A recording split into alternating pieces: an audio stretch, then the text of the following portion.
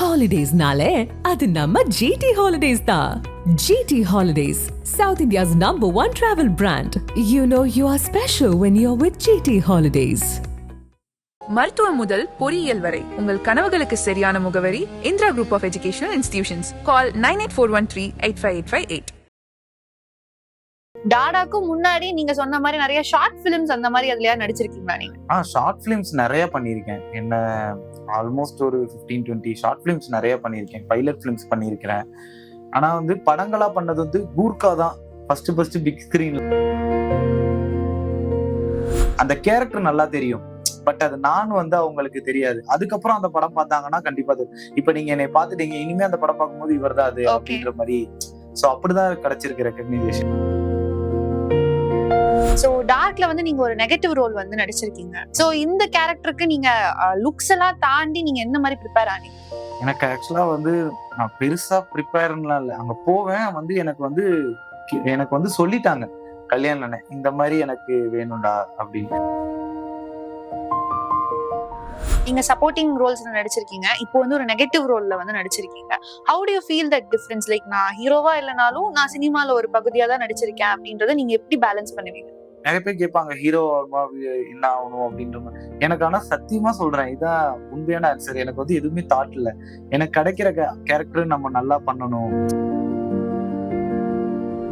So ஜெயிலர்ல நீங்க நடிச்சிருந்தீங்கல்ல, ஒரு வந்து இம்பார்ட்டன்டான சீன்ல வந்து நீங்க ஃபேஸ் ஆஃப் வந்து தலைவரோட வந்து இருந்திருக்கும். அவர் மொமெண்ட் வந்து நான் நிறைய இடத்துல சொல்லிட்டேன்.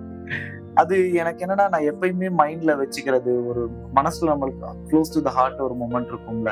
சோ அந்த மாதிரி மொமெண்ட் தான் அவரை நான். ஜனநாயகன் வந்து இன்னும் ரிலீஸ் ஆக போகுது. சோ நீங்க எந்த ரோல்ல நடிச்சிருக்கீங்க அப்படின்றது யாருக்குமே தெரியல. வந்து ஜனநாயகன் January 9 வந்திருந்தா என்னோட ஃபர்ஸ்ட் நெகட்டிவ் கேரக்டரா நான் அதுல தெரியும். அவரோட படம் நான் எதுல இருந்து ஆடிஷன் அட்டெண்ட் பண்ணேன்னா, நான் காலேஜ் படிக்கிற மெர்சல்ல இருந்து நான் ஆடிஷன் அட்டெண்ட் பண்ணிருக்கேன். ஓ, மெர்சல்ல இருந்து அட்டெண்ட் பண்ணி ஜனநாயகன்ல கிடைச்சது. இத நான் அவர்ட்டே சொன்னேன். ஆதன் சினிமா நேயர்களுக்கு வணக்கம். நான் உங்கள் அனுக்ஷா சுவாமிநாதன். இன்னைக்கு நம்மளோட ஷாகுல் ஆக்டர் தான் இணைஞ்சிருக்காரு. அவர் என்ன மாதிரியான படங்கள்ல நடிச்சிருக்காரு அப்படின்னு பார்த்தோம்னா, முதல்ல டாடா, அதுக்கப்புறம் jailer, Annapoorani, Jananayagan and also இப்ப ரீசெண்டா ரிலீஸ் ஆன டார்க் பிலிம்லயும் இவர் நடிச்சிருந்தாரு. இவர்கிட்ட நிறைய விஷயங்கள் இன்னைக்கு நம்ம பேசி தெரிஞ்சுக்கலாம் வாங்க. வணக்கம் சார், எப்படி இருக்கீங்க? நல்லா இருக்கேன். நீங்க எப்படி இருக்கீங்க? நல்லா இருக்கேன். சோ ரீசெண்டா நீங்க டார்க் பிலிம்ல வந்து நடிச்சிருந்தீங்க. இதுல ஒரு வில்லன் ரோல் வந்து உங்களுக்கு அந்த கொடுத்துருந்தாங்க, ஒரு டார்க்கான அந்த பேய் கேரக்டர் வந்து கொடுத்திருந்தாங்க. நிறைய ப்ராஸ்தெட்டிக்ஸ்ல வேற யூஸ் பண்ணி பயங்கரமா பெர்ஃபார்ம் பண்ணிருந்தீங்க. சோ ஃபர்ஸ்ட் இந்த டார்க் அப்படின்றது வரதுக்கு முன்னாடி எப்படி நீங்க வந்து சினிமாக்குள்ள வந்து வரணும், ஆர் எப்படி உங்களோட ஃபர்ஸ்ட் ஸ்டெப் இதுக்குள்ள வந்து ஸ்டார்ட் ஆச்சு? ஃபர்ஸ்ட் ஸ்டெப் வந்து எனக்கு 9th வந்து சினிமா ஆக்ட் பண்ணும் அப்படின்ற ஒரு இன்ட்ரெஸ்ட் வந்துச்சு. அது ஏன் எதுக்குலாம் சொல்ல தெரியல, பட் அப்பயே வந்துருச்சு. அப்பல இருந்தே ஸ்கூல்ல இருந்தே ஷார்ட் பிலிம்ஸ் அதெல்லாம் பண்ணிட்டு தான் இருந்தோம். ரொம்ப ஆக்சுவலா அப்போ ஃப்ரெண்ட் எல்லாம் டைரக்ஷன் ட்ரை பண்ணா. ஸோ நாங்கெல்லாம் ஒரு டீமா அப்படியே பண்ணிக்கிட்டே இருந்தோம். அப்பல இருந்தே அப்படியே ஆக்டிங் ஜேர்னி ஸ்டார்ட் ஆயிடுச்சு. திருச்சியில தான் இருந்தேன். சென்னை வந்து காலேஜ் வந்து நம்ம லயோலால தான் அப்போ ஆக்டர்ஸ்லாம் இருந்தாங்கன்னு சொல்லி, ஸோ லயோலால எப்படியாவது சேரணும் அப்படின்னு சொல்லி போராடி லயோலாலையும் சேர்ந்தேன். ஸோ அங்க இருந்தே எனக்கு அதான் நான் சொல்ல, அப்பல இருந்தே எனக்கு ஆக்டிங் இன்ட்ரெஸ்ட். ஸோ லயோலால சேர்ந்து நான் செகண்ட் ஷிஃப்ட் தான் படிச்சுட்டு இருந்தேன். ஸோ அப்ப மார்னிங் ஃபுல்லா ஃப்ரீயா இருக்கப்ப நானும் என்னோட ஃப்ரெண்டு ஒருத்தர், நாங்க 2 பேருமே வந்து நிறைய அந்த Prasad lab, so Vijay TV shoot, இந்த மாதிரி எல்லா ஷூட்டுமே கலக்க போதியாரு, அப்புறமேட்டு நீயா நானா, இந்த மாதிரி ஷோ எல்லாத்துக்குமே நான் போய் ஆடியன்ஸ் எல்லாம் இருந்திருக்கேன். ஏன்னா அந்த கான்டாக்ட்ஸ் கேதர் பண்ணுவோம், அங்க உள்ளவங்களை மீட் பண்றது. அது மட்டும் இல்ல, சத்தியம்ல எந்த ஈவென்ட் நடந்தாலும், ஆடியோ லான்ச் இல்ல ட்ரெய்லர் எது நடந்தாலும் அங்க போயிருவேன். ஸோ அப்பல இருந்தே என்னோட நோக்கம் ஃபுல்லா அந்த கான்டாக்ட்ஸ். அப்படி ஏன்னா நம்மளுக்கு யாரையுமே தெரியாது சினிமால. ஸோ அப்ப ஃபுல்லாவே வந்து அந்த மாதிரி கான்டாக்ட்ஸ் பில்ட் பண்ணோம், அசிஸ்டன்ட் டைரக்டர்ஸ் கூட பேசுறது, அந்த மாதிரி அப்பையில இருந்தே ட்ரை பண்ணிட்டே இருந்தேன். ஆடிஷன்ஸும் இன் பிட்வீன்ல அட்டன் பண்ணிட்டே இருந்தேன். அட்டன் பண்ணலாம் நிறைய, அதெல்லாம் சொன்னா இந்த இன்டர்வியூவே முடிஞ்சிடும். அந்த மாதிரி நிறைய ஆடிஷன்ஸ்லாம் அட்டன் பண்ணிட்டே இருந்தேன். ஸோ அப்படியே அட்டன் பண்ணிட்டே கன்சிஸ்டன்சியா ட்ரை பண்ணிக்கிட்டே இருந்தேன். இப்போ வரை ட்ரை பண்ணிட்டே இருக்கேன். ஸோ அதுதான் எனக்கு இப்ப அந்த விஷயங்களை கொடுத்துட்டே இருக்குது. கண்டிப்பா ட்ரை பண்ற எல்லாருக்குமே அதை கொடுக்கும். கண்டிப்பா. இப்போ டாடா அப்படின்ற பிலிம் தான் வந்து உங்களோட கரியர்லயே வந்து ஃபர்ஸ்ட் பிலிமா எல்லாருமே நோட் பண்ற ஒரு விஷயம். டாடாக்கு முன்னாடி நீங்க சொன்ன மாதிரி நிறைய ஷார்ட் பிலிம்ஸ் அந்த மாதிரி அதுலயா நடிச்சிருக்கீங்களா நீங்க? ஷார்ட் பிலிம்ஸ் நிறைய பண்ணியிருக்கேன். என்ன ஆல்மோஸ்ட் ஒரு 15-20 ஷார்ட் பிலிம்ஸ் நிறைய பண்ணியிருக்கேன். பைலட் பிலிம்ஸ் பண்ணியிருக்கிறேன். ஆனா வந்து படங்களா பண்ணது வந்து கூர்க்கா தான் ஃபர்ஸ்ட் பிக் ஸ்கிரீன்ல நான் பண்ணது. ஓகே. அதுல வந்து ஆனந்தராஜ் சார் இறங்குவார் பாம் ஸ்குவாடா. ஸோ அதுல நான் ரிப்போர்ட்டரா ஒரு 20-30 பேர் இருப்பாங்க. அதுல நானும் ஒரு ஆள் ஜூனியர் ஆர்டிஸ்ட். ஓகே. அதுதான் வந்து படமா வந்து ஃபர்ஸ்ட் எனக்கு வந்தது. அதுக்கப்புறம் அன்பறிவுல பண்ணியிருந்தேன். ஹிப்ஹாப் ஆதி ப்ரோ கூட அந்த வில்லேஜ் கேரக்டர்ல த்ரூ படம் ஃபுல்லா ஃப்ரெண்டு கேரக்டரா வருவேன். ஓகே. நானு, விஜய் டிவி தீனா, அவங்க தீனா ப்ரோ எல்லாருமே வந்து த்ரூ படம் ஃபுல்லா இருப்போம். அப்புறம் இப்ப தாய்மாமன்ல கூட ஹீரோவா பண்ணிட்டு இருக்காரு நாகராஜ். நாங்களாம் வந்து ஒரு செட்டா ஒரு ஃப்ரெண்டு கேங், அந்த அன்பு கேங் அப்படின்னு கூப்பிட்டாங்கன்னா நாங்களா போயிருவோம். ஓகே. ஸோ அந்த மாதிரி படம் ஃபுல்லா அதுல வந்திருக்கேன். அதுக்கு அடுத்து டாடா. சோ அப்போ டாடா இதுல இருந்து தான் வந்து உங்களுக்கு ஒரு ஐடென்டிட்டியே வந்து அப்படியே ஸ்வாப் ஆச்சு. டயலாகா நம்ம பேசி நடிச்சது டாடா. ஓகே. சோ இப்போ எங்க போனாலும் வந்துட்டு ஃபர்ஸ்ட் உங்களோட நேம் தெரியல, பட் இவர் எங்கேயோ பார்த்த மாதிரி இருக்கு அப்படின்னு சொல்லிட்டு இந்த பிலிமோட நேம்லாம் வந்து உங்களுக்கு ஒரு ஐடென்டிட்டி கார்டு மாதிரி ஃபார்ம் ஆகுதுல. இத நீங்க பார்க்கும்போது ஒரு ஆர்டிஸ்டா நீங்க எப்படி ஃபீல் பண்றீங்க? இல்ல, நம்ம ரெகக்னைசேஷன் கிடைக்கிறது நம்மளுக்கு சந்தோஷம் தானே. ஸோ எனக்கு என்னன்னா அந்த ரெகக்னைசேஷன் கொடுக்கும் போது தான் நம்மளுக்கு அது ஒரு பூஸ்ட் மாதிரி. ஓகே, நம்ம இன்னும் ட்ரை பண்ணோம். நிறைய பேர் வந்து மெசேஜ் பண்ணுவாங்க, ப்ரோ சூப்பர் ப்ரோ. கூடயே நிறைய பேர் ஆக்டிங் ட்ரை பண்றவங்களும் இருக்காங்க. ஸோ அவங்க வந்து bro feeling so happy for you அப்படின்லாம் சொல்லும் போது ஓகே, நம்ம இன்னும் நிறைய பண்ணணும், இவங்களுக்கும் அப்பதான் ஒரு மோட்டிவேஷன் கிடைக்கும், இன்னும் நம்ம நிறைய பண்ணணும் அப்படின்னு சொல்லி பண்ணிட்டே இருப்பேன். மேஜரா வந்து என்னன்னா எனக்கு அது வந்து ரெகக்னைசேஷன் வந்து சில பேர் என்னன்னா வந்து நம்ம சொன்னாலுமே வந்து நீங்க தானே இது. ஏன்னா எனக்கு ஸ்கிரீன்ல வேற மாதிரி இருப்பேன், நேர்ல வேற மாதிரி இருப்பேன். அது எனக்கு அது ஏன்னே தெரியாது. அப்படிதான் இருக்கும். நான் அந்த சீனை காட்டி கூட இது நான் தான் அப்படின்னு சொன்னா வந்து அவங்களுக்கு வந்து ஓ நீங்க தானே, அந்த கேரக்டர் நல்லா தெரியும். பட் அது நான் வந்து அவங்களுக்கு தெரியாது. அதுக்கப்புறம் அந்த படம் பார்த்தாங்கன்னா கண்டிப்பா தெரியும். இப்ப நீங்க என்னை பார்த்துட்டீங்க, இனிமே அந்த படம் பார்க்கும்போது இவர் தான் அது அப்படின்ற மாதிரி. சோ அப்படிதான் கிடைச்சிருக்கு ரெகக்னைசேஷன். நிறைய பேர் அது தெரிஞ்சதுக்கு அப்புறம் ப்ரோ அந்த சீன் நல்லா இருக்கும், ஏன்னா நோட்டிசபிளா இருக்கும் அந்த சீன் எல்லாமே, என்ன நல்லா இருக்கும் அப்படின்னு சொல்லுவாங்க. ஈவன் அன்பறிவு கூட ஒருத்தர் நான் திருச்சியில் ஜிம் பண்ணிட்டு இருக்கும் போது ப்ரோ நீங்க அன்பறிவுலயே நடிச்சிருந்தீங்களா அப்படின்னு கேட்டாரு. அப்பதான் வந்து ஓகே, ஏன்னா அந்த படம் அவர் பார்க்கும்போது ஓ இவர் நம்ம கூட ஜிம்ல வரவர் தானே அப்படின்னு சொல்லி தெரிஞ்சுட்டு அந்த மாதிரி கேட்டிருக்காங்க. என்ன தியேட்டர்ல வந்து என்னை ஃபர்ஸ்ட் ரெகக்னைஸ் பண்ணது வந்து டார்க் படத்துல தான். ஏன்னா முடிச்சுட்டு நம்ம வெளில நிக்கும் போது நீங்க தானே அந்த இது நெகட்டிவ் கேரக்டர் அப்படின்னு சொல்லி. So dark is special for me. அந்த ஃபர்ஸ்ட் தியேட்டர் ரெகக்னைசேஷனை கொடுத்துருக்கு இந்த படம். சோ டார்க்ல வந்து நீங்க ஒரு நெகட்டிவ் ரோல் வந்து நடிச்சிருக்கீங்க. நீங்க இப்போ சப்போர்ட்டிங் கேரக்டர்ஸ்ல இருந்து மூவ் ஆகி இப்போ ஒரு நெகட்டிவ் ரோல் எடுக்கும் போது நிறைய டிரான்ஸ்ஃபர்மேஷன் வந்து நீங்க அதுக்கு ப்ரிப்பேர் பண்ண வேண்டியதாவே இருக்கும். சோ இந்த கேரக்டருக்கு நீங்க லுக்ஸ் எல்லாம் தாண்டி நீங்க எந்த மாதிரி ப்ரிப்பேர் ஆனீங்க? எனக்கு ஆக்சுவலா வந்து நான் பெருசா ப்ரிப்பேர்லாம் இல்லை. அங்க போவேன் வந்து எனக்கு வந்து சொல்லிட்டாங்க கல்யாணம் இந்த மாதிரி எனக்கு வேணும்டா அப்படின்னு. சோ அததான் நான் அப்படியே பண்ணிடுவேன். எனக்கு நான் எப்பயுமே வந்து இதுக்கு நம்ம ப்ரிப்பேர் என்னன்னா ஒரு சில விஷயங்க வந்து அங்க சொல்றதுதான், நம்ம சொல்றதுல இருந்து அதை நம்ம எப்படி பண்ணலாம், ஏன்னா அவங்க சொல்லிடுவாங்க இதுதான் வேணும் அப்படின்னு. சோ அதுல வந்து நான் ஏதாவது சின்ன சின்ன இம்ப்ரூவைசேஷன் பண்றது. சோ அந்த மாதிரிதான். இப்ப அந்த டார்க்லயே நீங்க எடுத்துட்டீங்கன்னா ஒரு சீன் நெயில் பைட் பண்ணி பண்ற மாதிரி இருக்கும். அது வந்து சதீஷ்னு கோ டைரக்டர், அவர் தான் எனக்கு வந்து சொன்னது, நெயில் இப்படி பண்ணு நல்லா இருக்கும், ஒரு மாதிரி அப்படியே கடிச்சிட்டே பாரு அப்படின்ற மாதிரி. ஆனா அந்த இடத்துல வந்து அப்படி கால் மேல கால் போட்டு அப்படி உட்காந்து பண்றது, அது வந்து நம்மளா இம்ப்ரூவைஸ் பண்ணிக்கிட்டதுதான். ஓகே. சோ இப்போ மூவிக்குள்ள வரணும், சினிமா இண்டஸ்ட்ரியுள்ள வரணும்னு நினைக்கிற முக்காவாசி பேர் வந்து ஒரு மெயின் ரோல் எடுக்கணும்னு தான் நினைப்பாங்க, ஹீரோவா வரணும்னு. நீங்க சப்போர்ட்டிங் ரோல்ஸ்ல நடிச்சிருக்கீங்க, இப்போ வந்து ஒரு நெகட்டிவ் ரோல்ல வந்து நடிச்சிருக்கீங்க. How do you feel that difference? Like நான் ஹீரோவா இல்லனாலும் நான் சினிமால ஒரு பகுதியா தான் நடிச்சிருக்கேன் அப்படின்றத நீங்க எப்படி பேலன்ஸ் பண்ணுவீங்க? நிறைய பேர் கேட்பாங்க ஹீரோ என்ன ஆகணும் அப்படின்ற மாதிரி. எனக்கு ஆனா சத்தியமா சொல்றேன், இதான் உண்மையான ஆன்சர். எனக்கு வந்து எதுவுமே தாட் இல்ல. எனக்கு கிடைக்கிற கேரக்டர் நம்ம நல்லா பண்ணணும், நிறைய கேரக்டர்ஸ் பண்ணிக்கிட்டே இருக்கணும், நிறைய எக்ஸ்ப்ளோர் பண்ணணும். ஸோ அது மட்டும் தான் என் தாட்ல. மித்தபடி இதுக்கு நம்ம இப்ப நான் ஹீரோவா ப்ரிப்பேர் ஆகிறோம், வில்லனா ப்ரிப்பேர் ஆகிறோம், அது மாதிரி கிடையாது. ஏன்னா அது நம்ம கையில கிடையாது. நம்மள ஆடியன்ஸ் ஏத்துக்கிட்டாதான் அந்த விஷயம் இருக்குது. ஸோ எனக்கு வந்து நான் நிறைய பண்ணிக்கிட்டே இருக்கணும், பண்றத உண்மையா பண்ணணும், அதுல ஏதாவது நம்ம இன்புட் கொடுத்து நல்லா பண்ணணும், அது மட்டும் தான் என்னோட தாட்ல இருக்குது. ஓகே. சோ இப்போ டாடாவோட டீம் தான் வந்துட்டு நம்மளோட டார்க் டீம்லயுமே வந்துட்டு நிறைய பேர் இருக்காங்க. அண்ட் அதுலதான் நீங்களும் ஒருத்தங்களா இருக்கீங்க. சோ டாடாவோட ஷேடோ வந்து அப்படியே உங்களோடயே வந்துட்டே இருக்குல்ல. டவுன் த ஒரு 5 இயர்ஸ்க்கு அப்புறம் நம்ம பார்த்தோம் அப்படின்னா உங்களோட கெரியர் எந்த இடத்துல இருக்கும் நீங்க ஃபீல் பண்றீங்க? நான் ஃபர்ஸ்ட் சொன்ன பதில் தான், எதுவுமே எனக்கு ஐடியா இல்லை. நான் ட்ரை பண்ணிட்டே இருக்கேன், கிடைக்கிறதெல்லாம் நான் பெஸ்டா பண்ணிட்டே இருப்பேன். அந்த 5 இயர்ஸ்க்கு அப்புறம் நான் அதை நல்லா பண்ணியிருந்தேன்னா அது என்னை எந்த இடத்துல வச்சிருக்கோ அதை நான் அக்செப்ட் பண்ணி தான் ஆகணும்.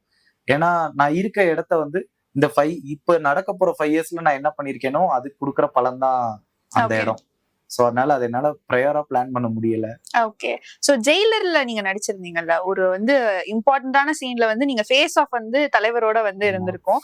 ரொம்ப பாக்குறதுக்கே அது வந்து கூஸ் பம்ஸா இருக்கும். அது ரியல் லைஃப்ல நீங்க வந்து எக்ஸ்பீரியன்ஸ் பண்ணும்போது எப்படி இருந்துச்சு? அவர் மொமெண்ட் வந்து நான் நிறைய இடத்துல சொல்லிட்டேன். அது எனக்கு என்னன்னா, நான் எப்பயுமே மைண்ட்ல வச்சுக்கிறது ஒரு மனசுல நம்மளுக்கு க்ளோஸ் டு த ஹார்ட் ஒரு மொமெண்ட் இருக்கும்ல. ஸோ அந்த மாதிரி மொமெண்ட் தான். அவரை நான் சின்ன வயசுல இருந்து பார்த்து நிறைய அட்மைட் பண்ணியிருக்கேன். எங்க அப்பாலாம் பெரிய ஃபேனு, தலைவரோட ரொம்ப பெரிய ஃபேனு. ஸோ எனக்கு நிறைய அவர் படங்களை காட்டி காட்டி தான் வளர்த்தது என்னைய. ஸோ அவரை நான் பார்க்கும்போது அந்த மொமெண்ட் எனக்கு ஒரு ட்ரீம்ல இருந்த மாதிரி தான் இருந்துச்சு. அவரோட பேசினதும் சரி, அவர்கிட்ட கை கொடுத்ததும் சரி, அதெல்லாம் என்னால மறக்கவே முடியாது. அவர் என்னை நோட்டீஸ் பண்ணி கொடுத்த அந்த சின்ன அப்ரிசியேஷனையும் எப்பயுமே நான் மனசுல வச்சுப்பேன். அடுத்தும் நான் அவர் கூட ஒர்க் பண்ணணும்னு ஆசைப்படுறேன். ட்ரை பண்ணியிருக்கேன், பார்ப்போம். ஓகே. சோ டார்க் ஃபிலிம்ல நீங்க நிறைய ப்ராஸ்தெட்டிக்ஸ்லாம் யூஸ் பண்ணி பயங்கரமா காமிச்சிருந்தாங்க. இந்த கேரக்டருக்கு நீங்க நிறைய இன்புட் வேற கொடுத்திருக்கீங்க. இவ்ளோ பெர்ஃபார்மன்ஸ் இதெல்லாம் நம்ம சினிமால பார்த்ததுக்கு அப்புறம் உங்களுக்கு கிடைச்ச பெஸ்ட் அப்ரிசியேஷன்னா என்னவா இருக்கு? என்னோட பெர்ஃபார்மன்ஸ்க்கு வந்து நான் என்னன்னா, நான் ஃபர்ஸ்ட் எனக்கு வந்து அங்க எல்லாருமே சொல்லிட்டாங்க. இப்ப கல்யாணம் எல்லாருமே நல்லா சொல்லிட்டாங்க. ஆனா எனக்கு என்னன்னா, கணேசன்ட்ட இருந்து டாடா டைரக்டர் அவர்கிட்ட இருந்து எனக்கு நான் கேட்கணும்னு நினைச்சிட்டே இருந்தேன். ஸோ ப்ரீமியர் முடிச்சுட்டு நான் அவர்கிட்ட ஸ்டார்டிங்ல இருந்தே இன்ட்ரோலயே கேட்டேன். அவர் வந்து கொஞ்சம் பிஸியாவே இருந்தனால என்கிட்ட பேச முடியல. அப்புறம் படம் முடிச்சுட்டு அவர்கிட்ட நான் போய் கேட்டேன், அண்ணே நான் நல்லா பண்ணியிருந்தேனா அப்படின்னு கேட்டேன். அதுக்கு வந்து அவரு, நீ நல்லா தானடா பண்ணுவ, அதை ஏன்டா சந்தேகப்படுற அப்படின்னு சொல்லி என்கிட்ட சொன்னாரு. ஸோ அந்த பதில் வந்து எனக்கு ரொம்ப சந்தோஷமா இருந்துச்சு. அவர்கிட்ட இருந்து அந்த அப்ரிசியேஷன் கிடைச்சது. மெயினா நம்மளுக்கு டைரக்டர்ஸ் தானே. அதே மாதிரி கல்யாணம் அண்ணன்ட்டே, அண்ணே நீங்க எதிர்பார்த்த மாதிரி நான் பண்ணியிருக்கேன், நான் உங்களுக்கு ஓகேயா அப்படின்னு கேட்டேன். அவரும் வந்து அதே அப்ரிசியேஷன் தான் பண்ணாரு. இதுக்கு மேல என்ன வேணும்? அவங்க தான் கிரியேட்டர்ஸ், அவங்க கொடுத்ததை நான் கரெக்டா பண்ணிட்டேன். எனக்கு அது போதும். இன்னொன்னு மேஜரா என்னன்னா, இந்த தியேட்டர்ல நோட்டிஃபை பண்ணாங்கன்னு சொன்னேன்ல, அதுல ஒரு ஆடியன்ஸ் மட்டும் என்கிட்ட வந்து ஒரு விஷயம் மென்ஷன் பண்ணி சொன்னாங்க. அது ரொம்ப சந்தோஷமா இருந்துச்சு. என்னன்னா, நீங்க எப்படி வந்து அத பிளிங்கே பண்ணல எங்கேயுமே அந்த ஷாட்டு. நீங்க அந்த பாக்குறது, அந்த ஒரு இதா பாக்குறது, ஒரு நெகட்டிவா பாக்குறது, அந்த ஷாட் நீங்க பிளிங்க் பண்ணவே இல்ல. நல்லா பண்ணியிருந்தீங்க. நான் நோட்டீஸ் பண்ணேன். நீங்க பிளிங்க் பண்ணவே இல்ல. அப்படியே பாத்துக்கிட்டே இருந்தீங்க. நேச்சுரலா ஒருத்தன் வந்து இப்படி ஒரு கேரக்டரா இருந்தானா, எப்படி பாத்துக்கிட்டே இருப்பான் ஒரு பொண்ண, அந்த மாதிரி நீங்க பாத்துக்கிட்டே இருந்தீங்க. அது நல்லா இருந்துச்சு நீங்க பிளிங்க் பண்ணாம பண்ணது அப்படின்னா. ஆனா எனக்கு அங்க பண்ணும்போது அது தெரியல. பிளிங்க் பண்ணேனா பண்ணாம பண்ணேனா. பட் அத அப்சர்வ் பண்ணிருக்காங்க. அத அவங்க நோட்டீஸ் பண்ணி என்கிட்ட ஒரு ஆடியன்ஸ் சொன்னாங்க.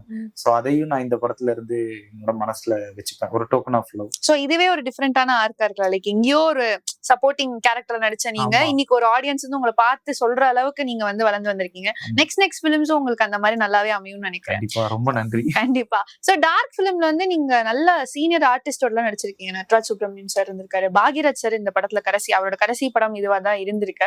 நீங்க ஸ்கிரீன் வந்து அவரோட அதிகமா எந்த இடத்துலயும் ஷேர் பண்ணனாலும் ஸ்டில் அவரோட கடைசி படமா அவரோட எசன்ஸ் வந்து இந்த ஃபிலிம்ல தான் இருக்கு. அத நினைக்கும் போது what is your thought on this? Bhagyaraj sir வந்து ஒரு லெஜெண்ட். என்ன நம்ம அவரோட ஸ்கிரீன் பிளேக்கு யாருமே இப்ப வரை ஈடு கொடுக்க முடியாது. கண்டிப்பா. ஏன்னா அவரை நான் மீட் பண்றதுக்கான வாய்ப்பு எனக்கு நிறைய கிடைக்கல. பட் அவரோட படங்கள் நிறைய பார்த்திருக்கேன். என்ன இந்த படத்துல நான் நடிக்கல. ஆனா அவரோட கடைசி படத்துல நானும் ஒரு பாட்டா இருக்கேன் அப்படின்னு நினைக்கும் போது அது எனக்கு எப்பயுமே ஒரு செரிசபிள் மூமெண்ட். எல்லா இடத்துலயும் நான் போய் அதை நான் சொல்றதுக்கு எனக்கு இதா இருக்கும். என் மனசுக்கும் ரொம்ப சந்தோஷமா இருக்கு. கண்டிப்பா ஃபர்ஸ்ட் ரிலீஸ் அன்னைக்கே நாங்க ஃபர்ஸ்ட் டீமா பாக்யராஜ் சார் வீட்டுக்கு போய் அவரோட பிளெஸிங்ஸ் நாங்க வாங்கிட்டு அதுக்கப்புறம் தான் தியேட்டரே ரெஸ்பான்ஸ் பார்க்க போனோம். கமலா தியேட்டர் ஃபர்ஸ்ட் அவர் வீட்டுக்கு தான் போனோம் ரிலீஸ் அன்னைக்கு மார்னிங். சோ அங்க போனதும் ஒரு மொமெண்டா இருந்துச்சு. சோ இப்போ சினிமா இண்டஸ்ட்ரிக்குள்ள வர நிறைய பேர் இன்னைக்கு ட்ரை பண்ணிட்டு இருப்பாங்க. இதுல நீங்க சொன்ன மாதிரி ஆடிஷன்ஸ்ல வந்து நான் நிறைய ரிஜெக்ஷன்ஸ் பார்த்தேன் அப்படின்றத நீங்க சொன்னீங்க. சோ ஆடிஷன்ஸ் பேஸ் பண்ணி எத்தனை பேர் இன்னைக்கு சினிமா இண்டஸ்ட்ரியில வராங்க? ரெக்கமெண்டேஷன் பேஸ் பண்ணி எத்தனை பேர் இன்னைக்கு வராங்க? இல்ல நம்மளுக்கு என்னதான் ரெக்கமெண்டேஷன் என்ன விஷயம் இருந்தாலும் அது வந்து நம்ம அதை பண்ண கூட செஞ்சிடலாம். ரெக்கமெண்டேஷன் கிடைச்சு அந்த கேரக்டர் நம்ம நடிக்க கூட செஞ்சிடலாம். ஆனா அது வந்து ஆடியன்ஸ் வந்து அக்செப்ட் பண்ணிக்கிறதுக்கு நம்ம அந்த கேரக்டருக்கு ஜஸ்டிஃபை பண்ணணும். சோ நம்ம என்னதான் ஆடிஷன் எதுனாலுமே வந்து எண்ட் ஆஃப் த டேல நம்ம பர்ஃபார்மன்ஸ் தான் அங்க பேசும். சோ எனக்கு வந்து இந்த ரெக்கமெண்டேஷன் ஆடிஷன் அது பத்தி எனக்கு பெருசா வந்து நம்பிக்கை கிடையாது. நம்ம பர்ஃபார்மன்ஸ் தான் எண்ட் ஆஃப் த டேல. சோ அதுல மட்டும் எனக்கு நம்பிக்கை இருக்கு. நான் கரெக்டா பண்ணியிருந்தேன்னா எனக்கு அந்த ரோல் கிடைக்கும். நான் கரெக்டா பண்ணல ஆடிஷன்ல எனக்கு கிடைக்காது. அவ்வளவுதான். எப்பயுமே நான் என்னையே தான் வந்து ஓகே இந்த தடவை நம்ம நல்லா பண்ணலாம், அடுத்த ஆடிஷன்ல இன்னும் கொஞ்சம் நல்லா பண்ணணும் அப்படின்றதுதான் நான் மைண்ட்ல எடுத்துப்பேன். சோ வந்து இது ரெக்கமெண்டேஷன்ல வருதா அப்படின்லாம் எனக்கு தெரியல. ரெக்கமெண்டேஷன்ல வந்தாலுமே வந்து அவங்க அதை ஜஸ்டிஃபை பண்ணியிருந்தாதான் அந்த ரோல் அவங்க கேரி பண்ண முடியும். இல்லைன்னா அது பண்ணி வேஸ்ட் தான், அவங்கள எங்கேயுமே நோட்டிஃபை பண்ண முடியாது. ஓகே. சோ நெக்ஸ்ட் ஜனநாயகன் வந்து இன்னும் ரிலீஸ் ஆக போகுது. சோ நீங்க எந்த ரோல்ல நடிச்சிருக்கீங்க அப்படின்றது யாருக்குமே இன்னும் ஆக்சுவலா தெரியும். வந்து ஜனநாயகன் ஜான்வரி 9 வந்திருந்தா என்னோட ஃபர்ஸ்ட் நெகட்டிவ் கேரக்டரா நான் அதுல ஓ, தெரிஞ்சு. அதுலயுமே நீங்க நெகட்டிவ் கேரக்டர் ஆமா, நடிச்சிருக்கீங்க. அதுல ஒரு negative. ஓகே. அதுல எப்படி நீங்க செலக்ட் ஆனீங்க? எந்த பேசிஸ்ல உங்களை செலக்ட் பண்ணாங்க அந்த இடத்துல? டாடா தான் காரணம். ஓகே. ஆக்சுவலா வந்து எனக்கு மதின்னு ஒரு ஏடி, அந்த அண்ணன் எனக்கு வந்து ரொம்ப பழக்கம் முன்னாடில இருந்து. மித்ரன் சார்ட்ட ஒர்க் பண்ணாரு. நான் சர்தார் பட ஆடிஷனுக்கு போனேன். அப்பையில இருந்தே எனக்கு அவர் பழக்கம். நாங்க ஒரு நல்ல பாண்ட்ல இருந்தோம். அப்புறமேட்டு அவர் வினோத் சார்ட்ட ஜாயின் பண்ணது எனக்கு தெரிஞ்சிச்சு. எப்படின்னா கமல் சார் ப்ராஜெக்ட்டுக்காக ஜாயின் பண்ணியிருந்தாரு. ஸோ அதுல நான் வந்து ஆடிஷனுக்கு போயிருந்தேன். அங்க வந்து அந்த ஆடிஷன் எடுத்துட்டு அனுப்பிச்சிட்டாங்க. அப்புறம் திடீர்னு ஒரு நாள் வந்து கரண்ட் லுக் போட்டோ அனுப்புடா அப்படின்னு சொல்லி கேட்டாரு. அதோட நானும் என்னோட கரண்ட் லுக் போட்டோ அனுப்பிச்சேன். ஸோ அங்கேயே அந்த கேரக்டர் லாக் பண்ணிட்டு அப்புறம் என்னை ஆடிஷன் கூப்பிட்டாங்க. நான் போய் ஆடிஷன் பண்ணிட்டு வந்துட்டேன். ஆனா அப்ப கூட ஒரு ஒரு செக்மேட் மாதிரி வச்சுதான் சொன்னாரு. இந்த மாதிரி ஆடிஷன் கொடுத்துட்டா டைரக்டர் காட்டுவோம், எண்ட் ஆஃப் த டேல அவர் டெசிஷன் தான். ஓகே. நீ வந்து எதுவும் பண்ணுமா கன்ஃபார்ம் பண்ணல. வேணாமான்னு அவர் தான் டிசிஷன் பண்ணும். ஸோ வந்து நீ கன்ஃபார்ம் பண்ணிக்காத, எதுவுமே மனசுல வச்சுக்காத அப்படின்னு சொல்லிட்டாரு. என்னடா இப்படி நம்மள ஆடிஷன் எடுத்துட்டு இப்படி ஒரு வார்த்தை சொல்றாரு அப்படின்னு சொல்லி ரொம்ப ஒரு பயத்திலே தான் இருந்தேன். அப்புறமேட்டு ஒரு 1 வீக் கழிச்சு அதுவும் கன்ஃபார்ம் ஆயிடுச்சு. இன்ஃபேக்ட் வந்து எனக்கு அந்த படம் ஷூட்டிங் போய் நாங்க இருந்தது எல்லாமே எனக்கு ஒரு ட்ரீமா தான் இருந்துச்சு. என்னால நம்பவே முடியல, நமக்கா இது நடக்குது. என்னன்னா டாடா, ஜெயிலர், அன்னபூர்ணி முடிஞ்சிருச்சு. ஆனா அதுக்கப்புறம் நான் என்ன பண்ணேன்னா ஒரு கோலோட இருந்தேன்.